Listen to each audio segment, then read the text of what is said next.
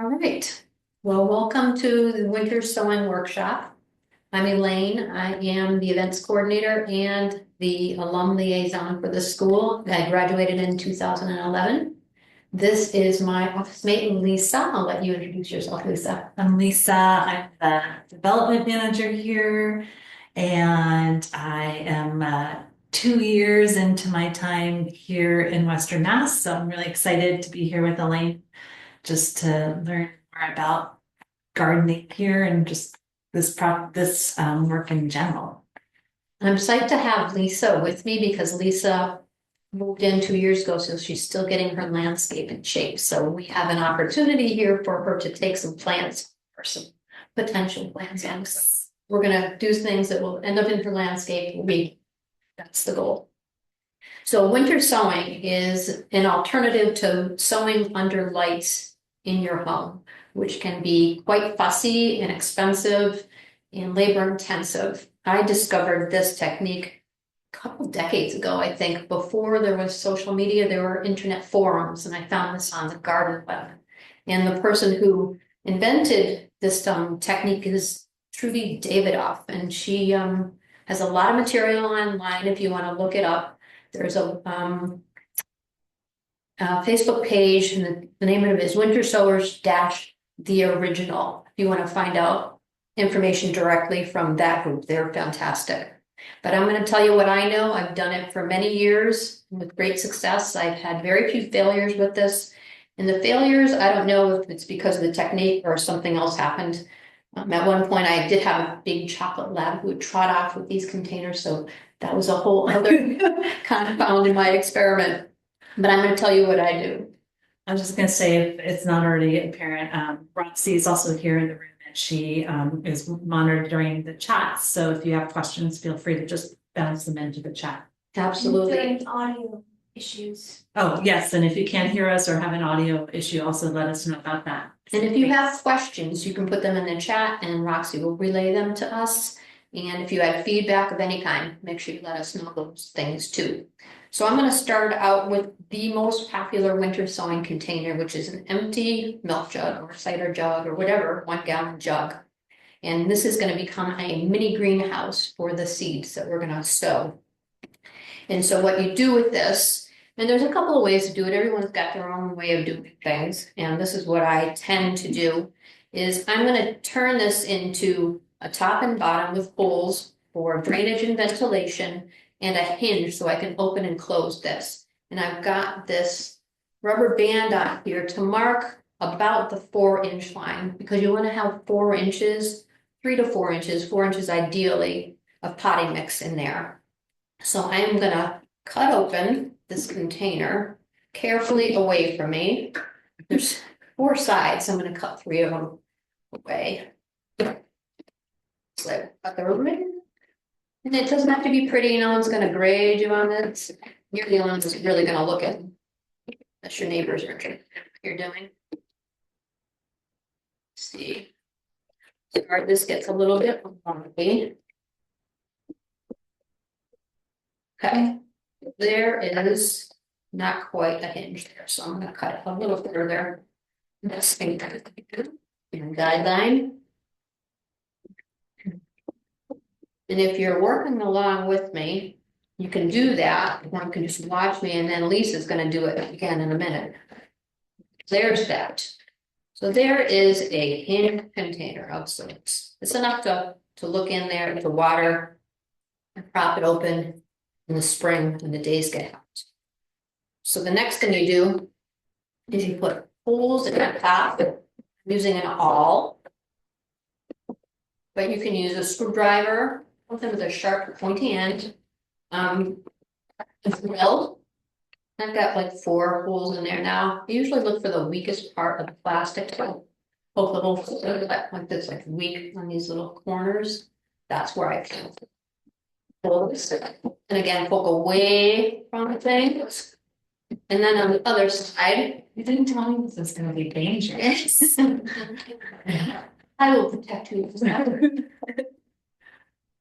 And so then in the Bottom, bottom. and same thing, I'm looking for the weak spots.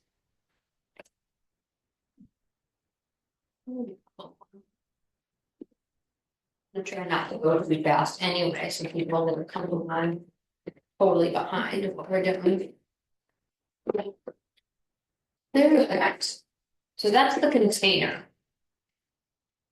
So that's ready to roll. And the next thing we're gonna do is fill it with a moistened potting mix. So I've taken some standard potting mix. I don't buy the stuff that has the water polymers in it. And if you can find it without fertilizer in it, that's great. I couldn't find any without fertilizer, so I bought some. It's not a big deal. As long as you don't use, like you don't want to use garden soil, you don't want to use seed starting mix. You want to use something that's fluffy, organic, not too heavy. Some of the potting mixes can be really heavy. The darker blackened colored ones are way too heavy, but this is nice and floopy. It could be And you said not a seed starting mix. not a seed starting mix, because this is going to do more than just start the seeds. It's going to hold the seedlings for a while until they get established. Okay. So I'm filling it up, and I can use the cup. I just up here for scooping. So I'm going to really, this is pretty moist. It could be moister, but it's pretty moist. So it's almost up to that line. So I want to have it at least 3 to 4 inches across the 3 inch. So here's this. Towards that maybe. And I'm gonna tap it down just to get some of the air out of it. Move that a tiny bit more, like pink. Kind of looks like brownies. Okay, so there's that. Now I'm gonna choose some seeds. I'm just gonna. And for our Conway landscape, we could use some mountain mints. So one of our staff members got some seeds out of his own garden this fall, and I'm just gonna take a handful.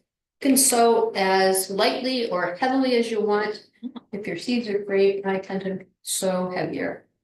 So I'm just gonna sprinkle mountain mint in here. Doesn't it smell amazing? Yeah, Mountain mint. really good. I wish she had smell-o-vision. All right, so there it is, sprinkled on top. Now I'm gonna take a tiny bit more. And this is just like sowing seeds any way that you sow seeds, whether it's indoors, outdoors. Just have to make sure that they are lightly covered in soil. And I do have some other straining things. If it was really lumpy, I might use this to just like sprinkle it over. Oh, like that. I have all kinds of gadgets for this process, depending on the seed. You want to sow the seed the way you would sow it if you were sowing them indoors or if you were direct sowing outside. So that is a properly sowed seed, I hope. But a whole bunch of them, not like, because I know if I'm putting things directly in the ground, it's like, oh, it has to be an inch apart and an inch deep or whatever like that. We're not doing that. Not doing that. I mean, if we were sowing larger seeds, we might space them out. We also have pawpaw seeds here that some of the students sowed earlier, that if we were sowing pawpaws, we would only sow 1 or 2 in here. Because they're big. Because they're big and they hate to be transplanted. So if you're sowing something like a pawpaw, we would line this with newspaper or brown paper. So when you take the growing seedling out, you're not touching the roots or disturbing the roots in any way, because pawpaws are fussy when you disturb the roots. But that's not the case here. Yes, This is mountain mint. So now what we're going to do with this next is we're going to water it in. Yeah. We can either spray it with a sprayer. That's kind of not getting wet enough. I made these other watering bottles with this. Poked some holes in the top. Just made a little. You want them gently watered. You don't want to have them puddle up anywhere and create a big clump of seeds. So you want them gently. Yeah. So that's pretty moist. After we close it up, we're actually going to stick this in a container of water to make sure it's absorbed as much water as it can hold, because then it's going to go outside for months. So for now, I'm just going to tape it up with some duct tape. A few pieces. Oh, really important. You have to put a label. Yes. Yeah. So this is short tooth mountain mint, and there's the label. We've used just plastic knives. We had extra ones from here. We don't actually like to use them. We prefer regular ones, but we had some beaten around here. And I'm putting it inside the container on the hinge side. Still closed. And I use a UV, what's the word I'm looking for? it will stand up to UV, this Uh-huh. marker. This is a Sharpie Industrial. There are paint pens that work well for standing up to bright sun for prolonged periods in the elements. So you have to use one that's gonna last. You don't want to use a pen that's just gonna disappear with time on your label, because then you won't know what you planted. So make sure you use a good marking pen. The garden marker is another one that people recommend for this. Some people use China pencils. It all depends on what works for you and what can hold the ink. Yeah. Okay, so now we're gonna also put on here, on the top, I'm gonna put mint. And today's date is what? 9th? Yeah. 9th, 1/9. Speaking of dates, like, is this is the good time to do this? Or when is a good time to do this if you're in say? Most people start this after winter solstice. Okay. Because what we want is it for there to be consistently cold nights. This process relies on, well, it doesn't rely on, it covers a need for seeds to have stratification or scarification. So consistently cold temperatures will freeze and thaw this container with the soil and seeds into a block, it'll thaw, it'll freeze. This could get covered in ice and snow. So you want there to be consistently cold temperatures. If you did it too early in the fall, you could have warm temperatures that would fool the seeds into doing something too early, and then you could have big mite rot. Yeah. So you want to wait till it's going to be consistently cold. Some people like to do it at the solstice. Some people will wait till January or February. When you're sowing seeds, it's good to start, if you've never done this, with perennials. Native perennials are awesome because they typically just grow, We're supposed to grow here anyway. yes, in the conditions that we want. But I've done other things too, like tomatoes and vegetables and basil, but I'll wait a little bit longer into the season to do those because I don't want as many potentially bitter nights for them. Okay. So I will sow those closer to March, maybe. So that's information that can be found online, but for our native perennials, this is a great way to do it, and you can start them, like I said, after solstice. Okay. Is there a too late point for perennials? As long as it's really cold outside at night, Uh-huh. you can still get away with it. I've pushed the limits on this process in many ways. And as long as I'm like still putting on a coat at night to go outside, I feel like that's my limit. So, Okay. yeah. Great. Okay, so now I'm gonna close this up. So I'm gonna use good sized chunks. I just cut 3 pieces. Okay. Some people prefer not to use duct tape, and they'll put a couple holes, one on the top, one on the bottom, and put like a twist tie through. But I don't know, I think that lets in too much air. So I prefer this way. So I'm just gonna.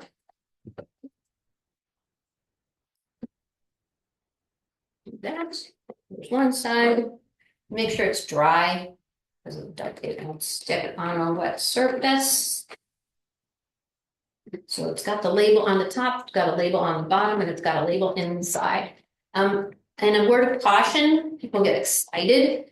Try not to plant 2 different plants inside the same container. Oh, I've made that mistake too. I put 2 types of tomatoes in thinking, oh, I've left enough space in between them. I've got a label on this side, I've got a label on that side. Well, labels didn't make it for whatever reason, and I didn't know which one to say.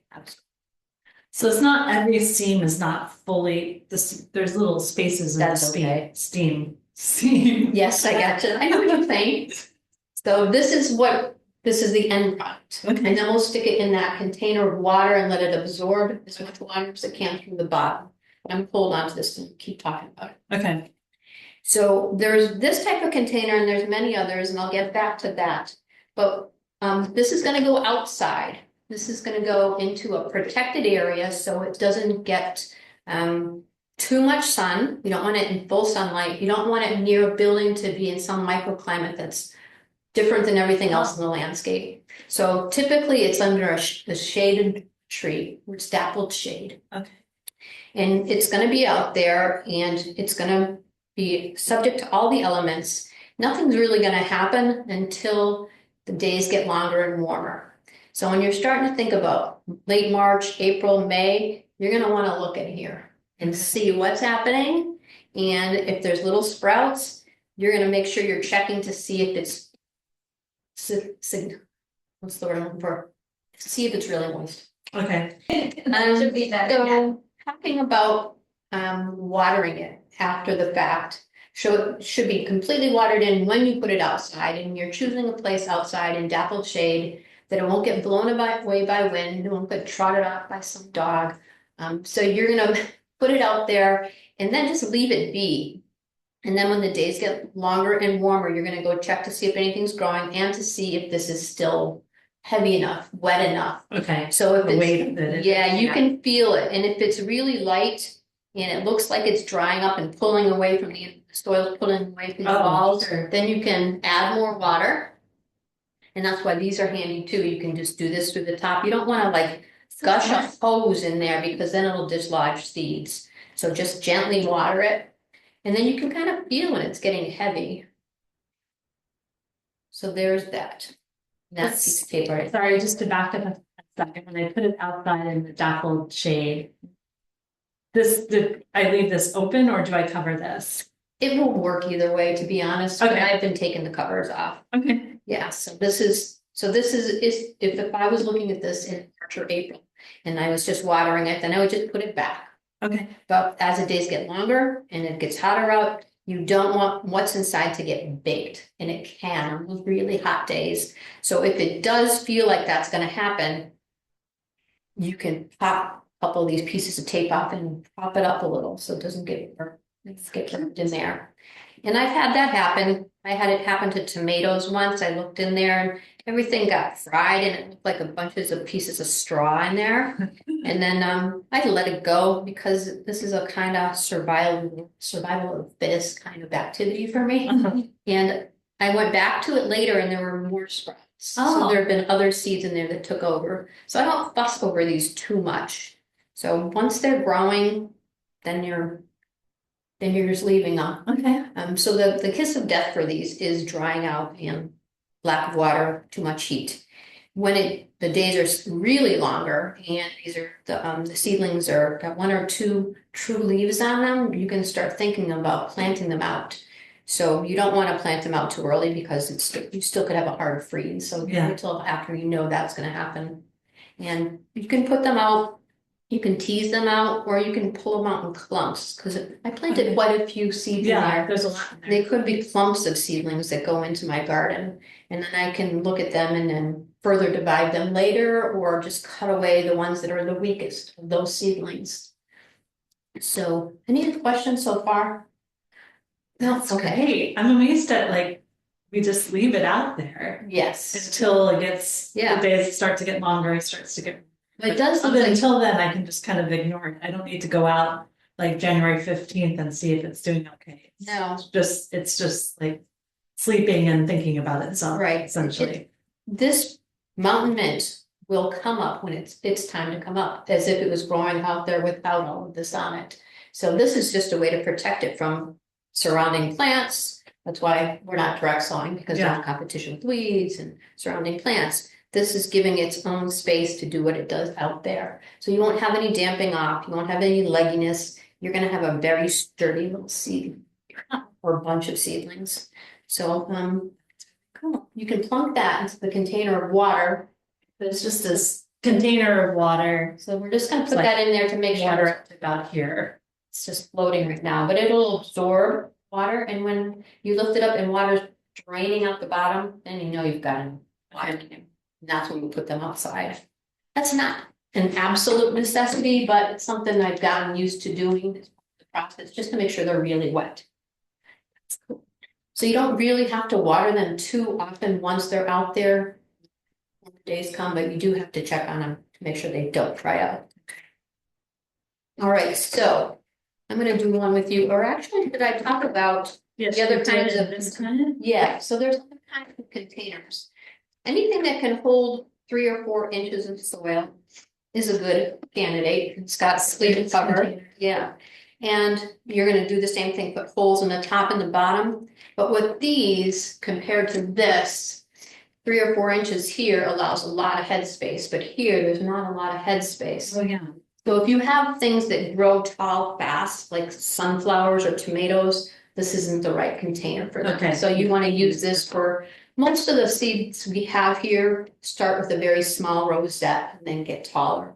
So almost everything else will work in this. Okay. Things that are like trees and other things like that, like pawpaws, I wouldn't plant in one of these. I would plant in something taller.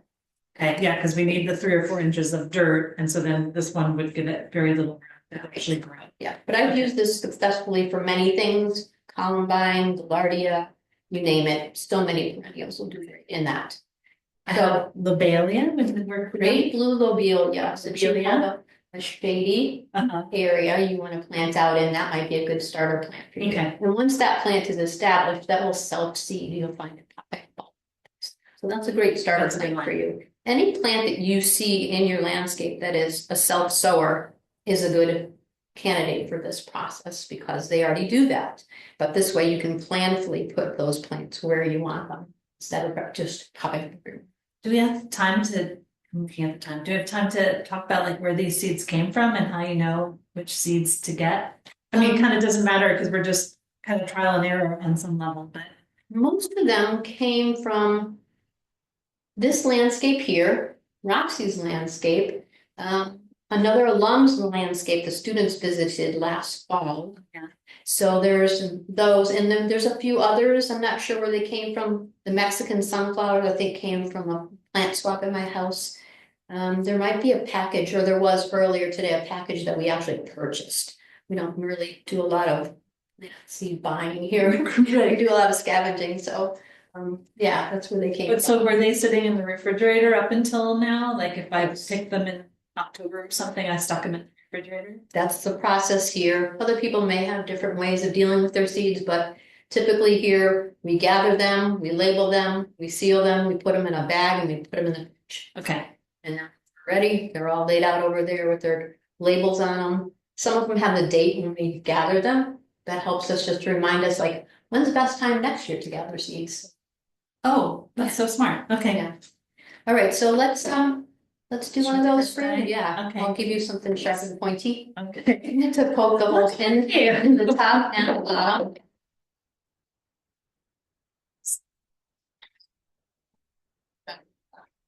Sorry, everyone. Yeah. For milkweeds and bee balms, which containers would you recommend sowing into? For the milk, the smaller Can milkweeds, you I repeat would, the question? oh, I'm sorry. The question was for milkweeds, which container do we recommend? Something like this or that? I would recommend for Asclepias syriaca, which is the tall milkweed, I would go with this taller pot. Asclepias tuberosa, I would use the smaller, flatter one. And the other Bee balm. bee balm, I would think either one would be fine. It doesn't grow fast, so you probably plant it out before it got too tall. I don't think you'd have to worry about bee balm too much. I like these containers because you can see everything that's going on. These are great because they're tall. They've got their purpose. Yeah. But you have to do this. And like, oh, just look at this wonder that's happening in here. So you can just see everything. That's nice too. Okay, so now you're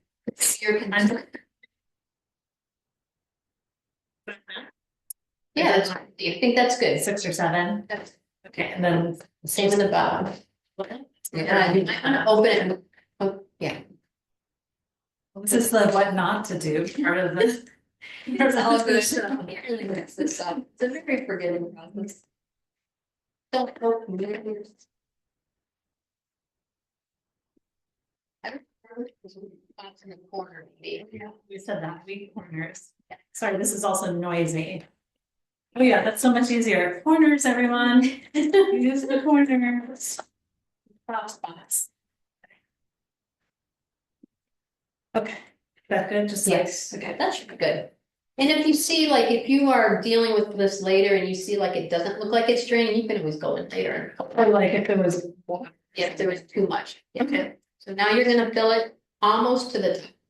Oh, and by the way, over here, we'll show you later, but the gallon jug is actually like sinking into the water because it's absorbing the water.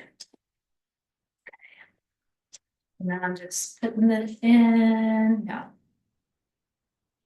It smells so good in here too right now, with the dirt. And before we started, I went through it with the hand and broke up some of the clumps, so it'd be a little bit, Yeah, it's really fluffy. because they can be quite clumpy coming out of the bag. And you don't want to pack it down too much, you want it to be floofy, but not, you don't want too much air, and you don't want it to be too tight. You want the seeds group to be able to find their way through. Okay.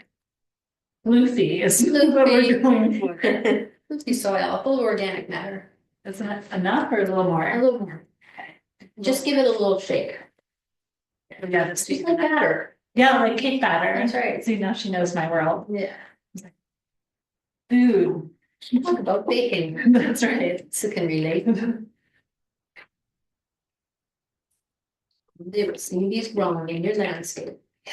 Okay, I think that's safe to say that we can sow seeds in there. Yeah, it's almost up to the top. That really helps. Okay, so now I have the Great blue lobelia. lobelia. It seems like there's a lot in that package, so you may not want to put them all in. Well, yeah, there are a lot. Yeah. It might be a, let's just take a look at those.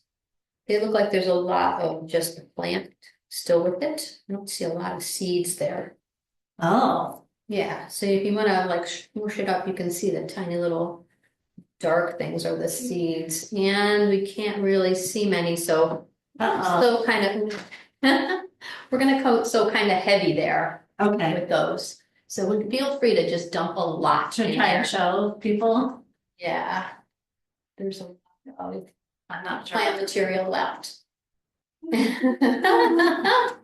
Lisa's giving you the Now this closest. is the very, oh, can I even do this? Wow. Yeah, see, it's a lot of, what do they call that? There's a The- that.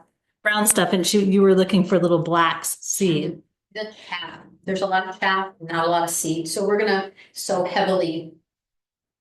Yeah, Okay, so that doesn't mean don't do it, just means like put more there's seed in there. I saw a little bit of them. They're just Okay. kind of hidden in the chaff, and we don't want to take the time to sort it out. Yeah, that's good. Oh, Lisa, go. Okay. Okay. Should Yeah, we should should. I attempt to show them that too? Okay. Or at least that's up to maybe blurry. That's what I did. Okay, so they're right on the surface right now, which is good. So you're gonna come back. And you're gonna add a little bit more lighter stuff. So we might use this basket to like shake some across the top of it to cover that up. Not too thick. Okay. Powdered sugar, Lisa. Like powdered sugar, see? I made a cake last night. in fact. That's probably fine. There's some more of the chaff, but that's okay. Okay. I think we'll be fine. So Okay. now we wanna, So it's really just a little bit. so we need a tag for that. Okay, yeah, because I have to remember how to spell. Lobelia. Great, yeah. Blue, lobelia. It does well in partial sun for Lisa's conditions. Okay, so we're gonna put that like sideways into there since you can't stand it up. Oh, yeah. Or maybe it'd be better this way so we can see it. Oh, it's on, yeah, it's Okay. okay. Let me get right on. Side. Oh, Yes. was it? No, then I water it when it's closed, is that I'm gonna right? put lobelia here. Okay.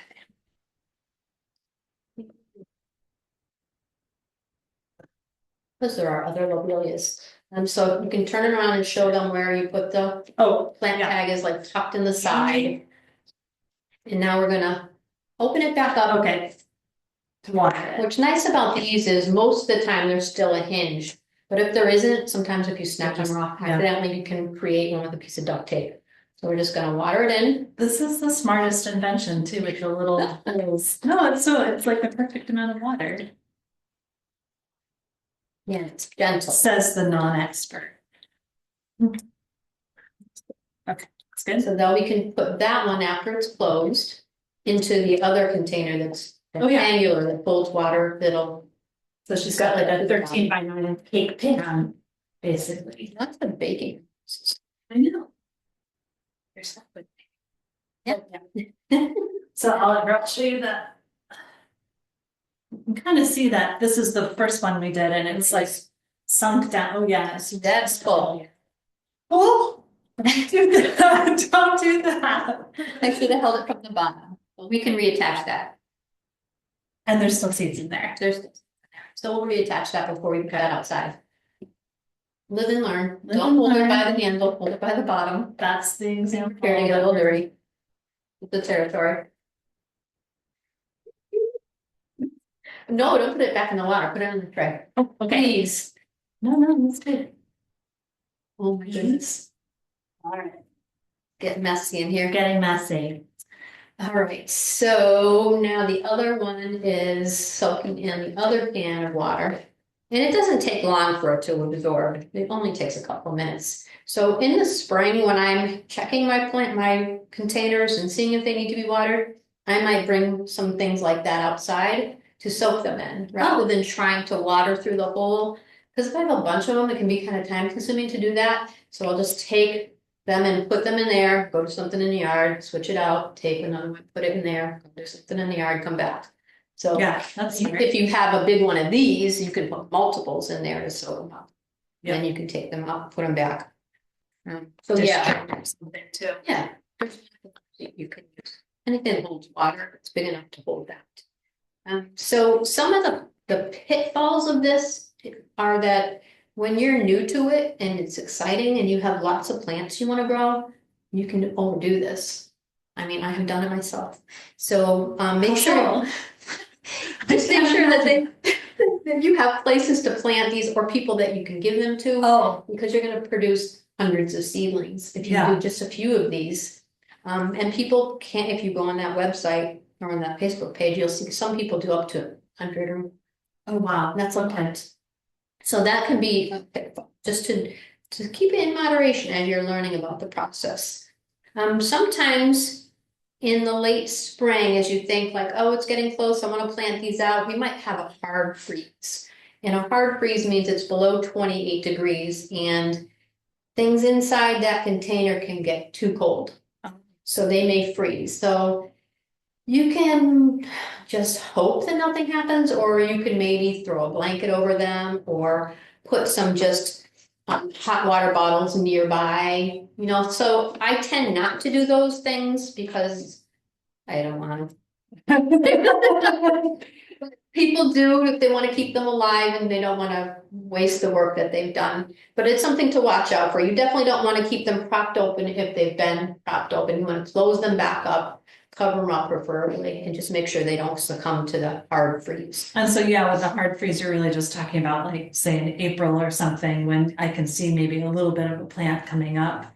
That's when the hard freeze the rest of the time, like tomorrow, I don't have to go throw a blanket over this, No, it's right after they start to germinate, that's when you have to kind of think about them. Okay. Before they germinate, you're really not thinking about them except for drying out. Okay. So that's the only other problem.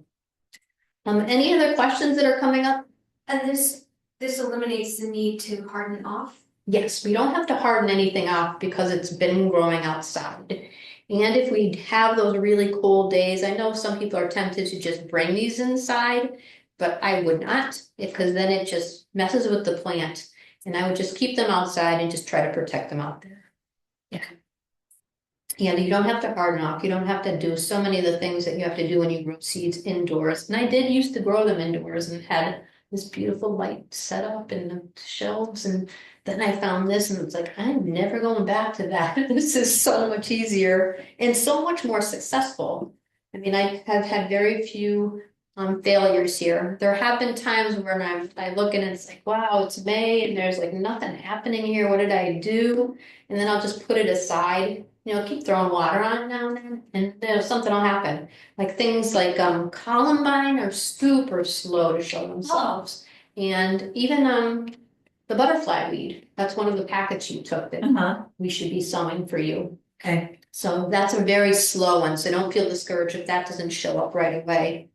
And this size container is fine too. The half gallon is just that you can put less in there. Yes, and this could dry out faster, but this would be good for, say, a pot. Okay. Oh, great. Because it's just out, enough room for one tree to grow. Okay. And you won't disturb the roots so much. One of the students actually gave me these and said, can we do anything with these toilet paper rolls? And some people do sow seeds in them in other applications. So you could like open one of those jugs up, put 4 of these in, fill them all from the potting mix, and then plant into these. So Oh, you don't disturb the roots will stay inside. and you just pull it out. Then you go can plant. pull them out and plant. Oh, that's Yeah. clever. There's, particularly with pods, with regards to the root we had talked about. Like newspaper. Yes, we could put newspaper around the inside or just brown paper that you see paper. You could just line the inside of this with brown paper and then do the rest, just like we showed you, but just make sure you plant your pod deeper because it's a bigger seed, but it'll freeze and thaw and it'll crack open and you'll have pop. I have successfully winter sown pop. Yes. So that is another, there's lots of things that people try with this. There's more to this than what can be gone over in this amount of time, but this is the essential way of doing it. Do you want to sew one more thing? Sure. Do we want to sew those? Yeah, we'll do this. Oh, I have The butterfly. the right? butterfly leaf, but the tuberose. Yes, so that one could be in either container, but this is one. Okay. Okay, so. I taught you. Rubber bands. I need a rubber band. 4 inches off the bottom. I mean, If you don't, I if I can can't find it, I ballpark can it. tell you just from experience, it's kind of right below the handle. Oh, right below the Yeah. handle here. Okay. Because you don't want to cut through the handle because that's going to be part of your hinge. It's about where your hinge is going to be. That's right. Yep. Cut away from you. This is going to the water. Oh, Yep. Okay, got it.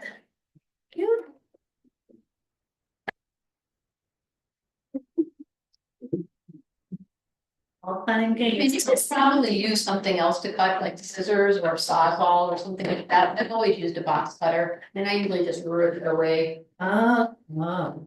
Yeah, you're Oh, I'm definitely good. Do that. do what feels safe for you. Yeah. One more second. Okay. Oh, you don't know all the way because you want Oh, your yeah. hinge. So think about where you want your hinge. It's a You little. have to go farther to make it actually open. Sometimes after it's been sitting out and you're popping it open and closing it, you might want to just take the top off altogether. So you want to leave, like when it's time to take the top off, you can just go out with scissors and snip that off. Oh, And just okay. leave the rest of it to grow. So now you want to put holes in the bottom and top. Okay. The sharp all. Sure. All wait.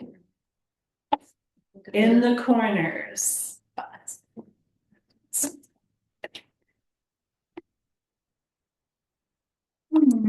Oh, there you go. You can also stab your tablecloth weirdly so that it would have a Yeah. nice fold. There Okay, there we go. we go. Save the tablecloth. You have a, like, I don't know, 5, 6, that's fine. Okay, and then the same. Same in the top.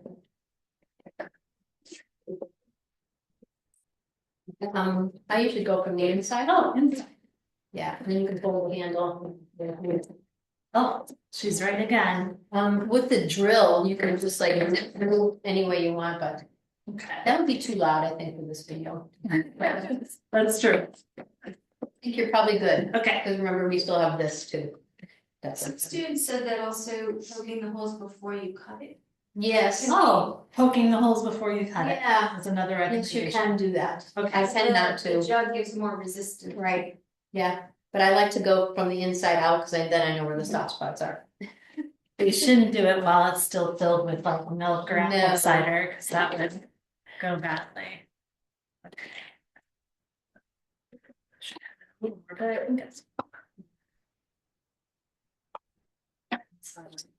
Is there a question, how large should you let the seedlings get for transplanting? When they can grow pretty rapidly, they can like outgrow the space. Can you repeat it? People wanna know when to transplant them, how big should you let them grow in there? And it depends on the plant. I mean, I've had tomatoes that like were poking out of here, Oh, wow. so, cause I just didn't have time to plant them. Uh-huh. But that's me.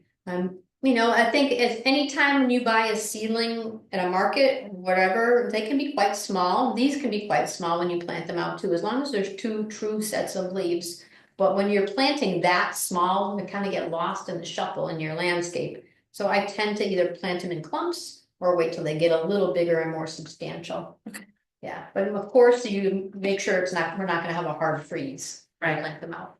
Is that full enough or should I do a little more? Maybe a little more, because you're gonna knock it down a little bit. Then it's gonna swoop down a little bit when you add water.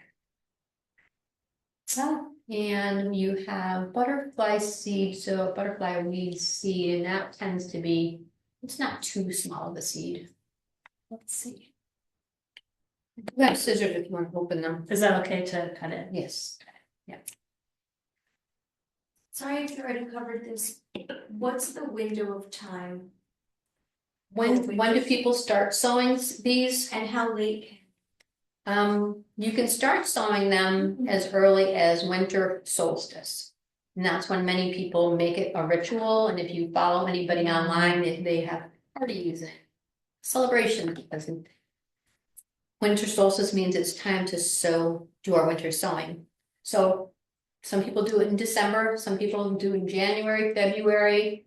And like we were talking about earlier, when it starts to get warmer at night, you don't want to really do it too late in the season. You can do some of your warmer crops like tomatoes and basil and your other, less hardy annuals. You can do those into March. And I've done stuff really, even into April. So there's more information about that online according to this specific plant. Perennials in general, January, February. Okay. Yeah, okay, so you've planted them and we're just gonna add a little bit more.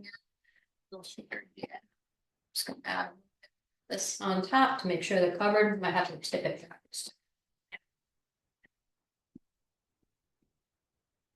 Okay, that looks pretty good. Now I shake some water. Yep, and I'm gonna make you a label. Can I get A++? Yay, Lisa. Butterfly weed. Right, I need to write that on the outside too. Yes. Okay, so put that on the inside. Yeah, you can never label too much, but you certainly can label too little. You always think like, oh, I only planted one in that kind of container. I'll remember what that is. Not. You will not. Forget that. Yeah, outside or Yes, I think it's a good practice to like put it right against the. Oh, right against the fold. Yes. Put it against the fold. See that? Yeah. All right, so now you can put it back in here. Oh, yeah. We're gonna water a little, just to get them. Okay, good enough for that. With seed to soil contact. Now we're gonna tape it and make sure our sides are dry.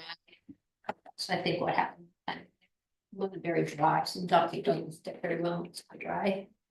Well, it's Okay. because you're working with a clown too. Things happen. Now we're taping it closed, but it's okay if there's little spots, in the seam that are not. So, shouldn't get that.